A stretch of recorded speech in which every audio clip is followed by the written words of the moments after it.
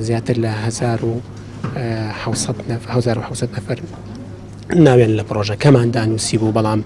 ئەوەی کە زەڕۆر بوو ئەمڕۆ تقریبا نزیکەی 1000 نەفرێک هاتوۆ بۆ تاقیکردنەکان لە سەرجەم هەرێمی کوردستاندا و ئێرە لە سلێمانی ڕێژێکی زۆر وە سەرجەم شار و شارۆچکان بەگشتی سەرجەم ئۆفیسەکانمان بە شێوای بە کەلۆری چۆن تاقیکردنەوەکان ئەنجام دەدرێ. ئێمە هەموو هەوڵێک مشتیفی هەیە و مامۆستا و مراقیبی بەسەردا هەیە و پرسیارەکانیشمان دابش کردو بەسەر دوو گروپدا، هەر قوتابێک لە گروپێکدا وەڵام دەداتەوە لەسەر وەرەقەیەکی بەرگەسۆمە پاژێک هەفتە ئێمە نەتیجەکەی ئەعلان دەکەین و ئەنجام و نەتیجەکەیشی یەکەم و دووهەم پرۆژەکەمان لە ڕێگەی کۆمپانیای نەتیمە ڕەوڵەوە خەڵاتی عەمریان پێدەبەخشەوە، دوجاریش خەڵاتی تایبەتی تری لە ڕێگەی خێرخوازانەوە. بێگومان هەموو ئەو پرسیارانی کە هاتوون هەڵرنجراوی ینی چۆنەڵی هەڵقوڵاوی ناخی کتێبەکە بوون، هەموو پرسیارەکان پرسیارێکی دینین و پەروەردەییشن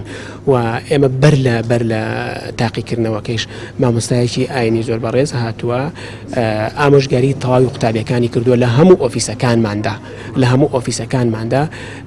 ئامۆژگاریان دەکا و کتێبە بۆ پێشبڕکێنەتان خوێندوێتەوە، بەڵکو دەخوازینەوە پێشبڕکێکە بەدەست دێن و عەمرەکەش بەدەست دێن و ئەوانە، بەڵام گرنگەوەیە ئەم کتێبە لە داهاتوە بێتە عەمەل بۆ ئێوە و کاری لەسەر بکەن.